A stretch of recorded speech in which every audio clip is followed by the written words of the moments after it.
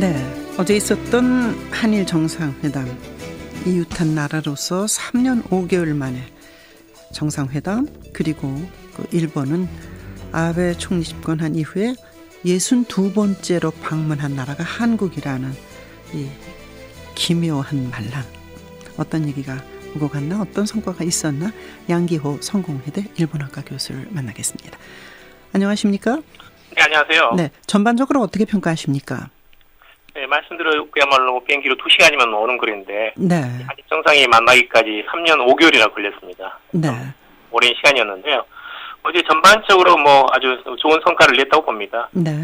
오래간만에 이제 만나가지고 한일 관계 전반에 대해서 위안부 협법을 포함해서 의견을 교환하셨고, 네. 앞으로 이제 한일 관계에서 개선에 물꼬를 텄다. 그리고 이제 다양한 차원에서 한일 관계를 논의함으로써 네. 한일 관계 개선을 위한 여러 가지 다양한 분야에서 다양한 방안을 상호간에 검토하였다라는 것은 굉장히 네. 새로운 한일 관계 개선하는 어떤 전환점을 터닝 포인트를 만들었다. 네. 그렇게 평가하고 싶습니다. 말하자면 누가는 건드리지 않으면서 실리 쪽으로 박근혜 대통령이 바뀐 게 아닌가. 역사와 현재 불거진 여러 가지 현안을 분리해서 접근한 거 아닌가, 이런 분석에 대해서. 맞습니다. 네. 네. 사실 이제 금년 들어가지고 사실 모든 분야에서 장관급 회담은 거의 다 열렸거든요. 네네. 그런데 유일하게 이제 한일 정상회담만 열리지 않았는데, 그것은 역시 이제 위안부 협법 문제가 가장 컸습니다. 네. 한일 양국 간의 의견 차이가 너무 커서. 네네. 그런데 이번에는 그 부분에 대해서도 일정한 그런 어떤 가시적인 성과를 내기 위해서 조속히 노력하자는 것이 나왔고, 네. 특히 이제 한일 간의 여러 가지 재판 문제에 대해서 사회문화 협력, 그리고 이제 정치, 경제, 안보에 대해서 다양하게 다뤘다는 측면에서는 네. 말씀하신 대로 박근혜 외교의 어떤 실용 외교가 돋보이는 그런 네. 분위기였다, 이렇게 말씀드릴 수 있을 것 같습니다. 예. 다른 측에서 볼 때요, 그러니까 위안부 문제에 있어서 조기 타결을 위해서 협의를 가속화하기로 했다. 그러나 아마도 아베가 실질적으로 바뀔 것이라고 볼 수 있나라는 의구심이 드는 건 사실이잖아요. 일본 언론도 또 알맹이가 있었다, 또 흉금 터놓고 얘기했는데 그저 그랬다, 여러 가지 평이 나오던데요. 얘기가 돼갈까요? 그런데 역시 좀 아쉽게는 이제 위안부 문제에 대해서는 가시적인 성과를 거의 거두지 못했다라는 생각이 듭니다. 네네. 그러니까 이제 한국에서는 이 문제에 대해서는 일본 정부가 사죄하고 보상해야 된다. 네. 그리고 일본 측은 1965년에 청구권 협정으로 다 끝났고, 네. 그다음에 개인 보상에 대해서는 아시아 여성 기금으로 할 만큼 했다. 더 이상은 어렵다라는 것이 이제 이런 네. 양국의 이제 의견이었거든요. 그것이 너무 컸는데, 네. 사실 그러면 이번에 이제 아베 수상이 와가지고 위안부 할머니를 찾아뵙고 사죄하고 어떤 그런 네. 것들이 있어야 사실 이제 이게 3년 5개월 만에 만난 어떤 보람이라는 게 있는데, 네.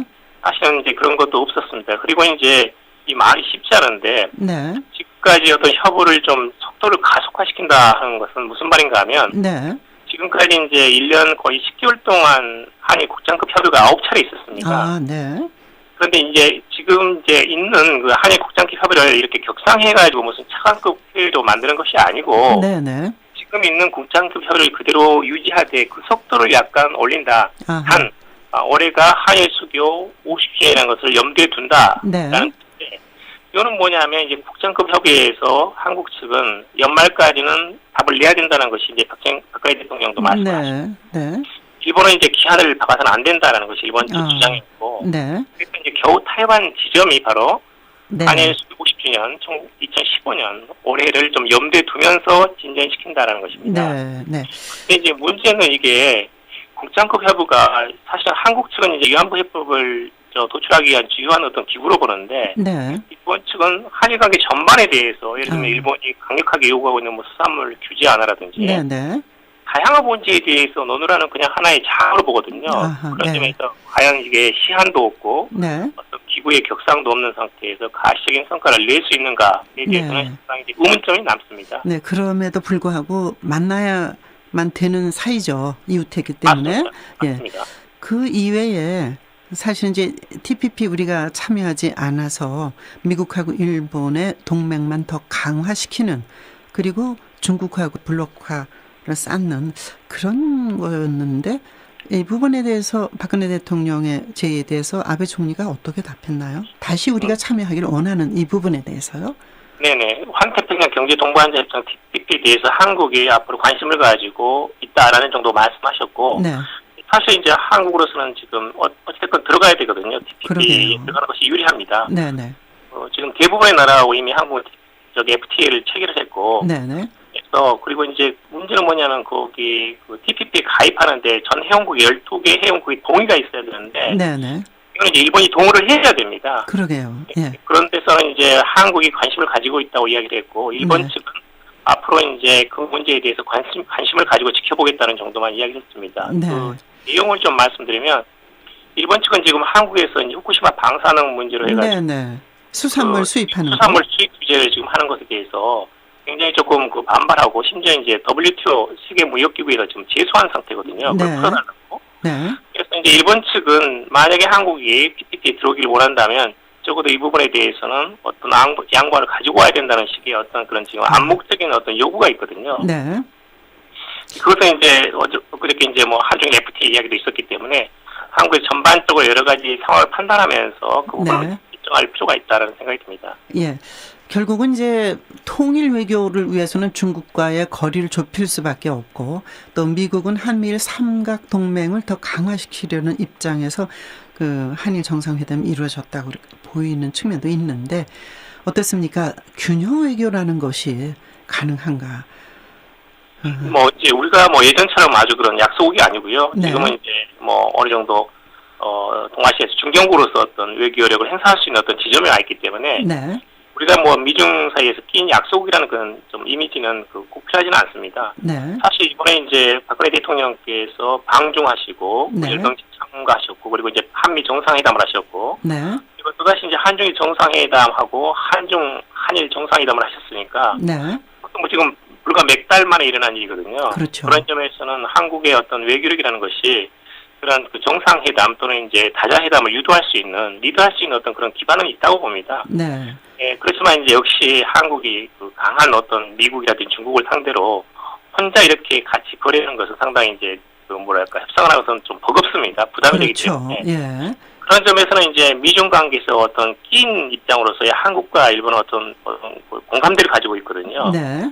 한국과 일본이 손을 잡아가지고 파트너십을 구축하면서 미중 양국을 적절하게 견제하면서 동북아 네. 평화 번영에 기여할 수 있는 그런 방향을 앞으로 찾아야죠. 그런 의미에서는 저는 상당히 아주 높이 평가할 수 있는 좋은 회담이었다고 봅니다. 그런데 이제 우리가 또 굉장히 관심 있게 보는 것이, 북한이 어쨌든 유엔에 가입한 그 독립된 국가로 돼 있지 않습니까? 맞습니다. 그러나 네네. 우리 헌법에는 대한민국의 영토로 돼 있습니다.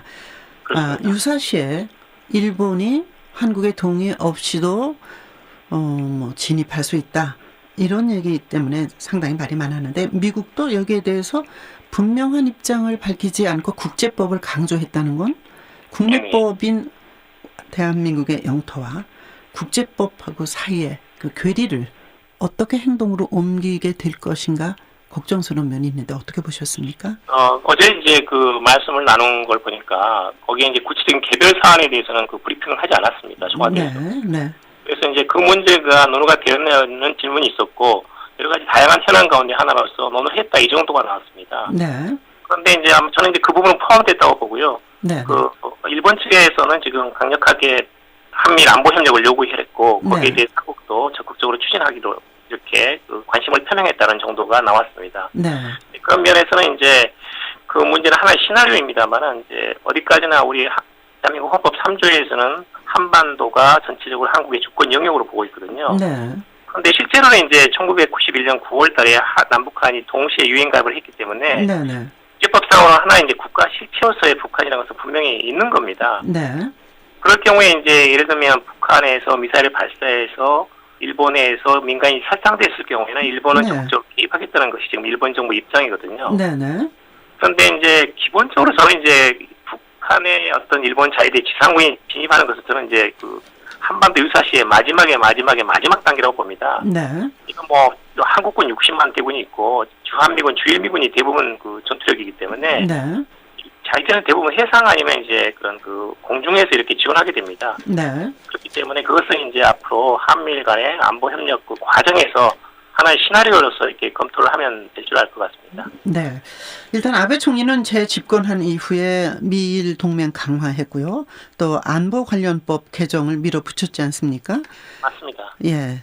아베의 정치 스타일은 물러설 수 없다. 소신을 관철시킨다. 그런 네. 것으로 보이는데 상당히 상대하기가 힘든 정상이 아니었을까요? 이제 뭐 아베 수상도 상당히 이제 나름대로 외교력이 뛰어난 사람이기 때문에요. 네. 지금 이제 한국 정부하고 관계는 좋지 않지만 예를 들면 미일 동맹을 확보하는 것으로 만들었다든지, 네. 일본과 동남아, 일본과 유럽 관계는 상당히 좋습니다. 그리고 이제 본인이 생각하는 것은 확실하게 이제 적절하게 중국을 군사적인 억지력을 통해서 견제해야 된다는 생각이 있고. 네, 생각 구열도 있지 않습니까? 맞습니다. 예. 일본 자신이 이제 어떤 그 영토 문제에서 분쟁을 안고 있기 때문에. 네. 그런 점에서는 이제 사실은 이제 우리가 아베 수상하고 일본 국민을 분리해서 보기 쉬운데 일본 국민도 상당히 대부분은 중국을 하나의 위협으로 보고 있거든요. 네, 네. 그런 점에서는 일본인들의 많은 생각이 아베 정권에 퇴행되어 있다. 그 점을 네. 절대 간과해서는 안 된다라는 걸 좀 말씀을 드리고 싶습니다. 네, 일본을 공부하시는 그 양 박사께서는 이런 상황에서 우리와 미국과의 관계를 어떻게 해야 될까요? 더 강화해야 되는 거 아닌가 하는. 네. 역시 이제 한국으로서는 네. 오랜 여러 가지 전쟁이라든지 침략강한 어떤 역사가 있기 때문에 네. 한미 동맹이라는 것은 이건 100년이 가든 200년이 가든 가장 굳건한 한국 안보의 어떤 초석입니다. 네. 이건 절대 변경할 수 없는 상황이고 네. 그 과정에서 이제 한미 간의 한반도 유사시 어떻게 공동 대응할 것인가 그리고 네. 이제 중국이 역시 이제 해양 진출하는 것은 분명히 있거든요. 네네. 적절하게 어떤 견제함으로써 동북아에서 어떤 안정을 모색할 수 있는 어떤 중심축 같은 것을 네. 한국, 미국, 일본이 굳건하게 가져가는 것은 반드시 필요합니다. 예, 잘 알겠습니다. 9월에 한중 정상회담이 있었고 10월에 한미 정상회담이 있었고 또 한일중 정상회담이 있었고 어제 한일 정상회담이 있었습니다. 정말로 숨가쁘게 들어가는 역사의 현장이 아닌가. 외교의 현장이 한국의 한반도의 미래를 결정하는 그 숨가쁜 상황에 우리가 놓여 있는 건 아닌가. 이런 생각을 잘 모르는 저도 하게 됩니다.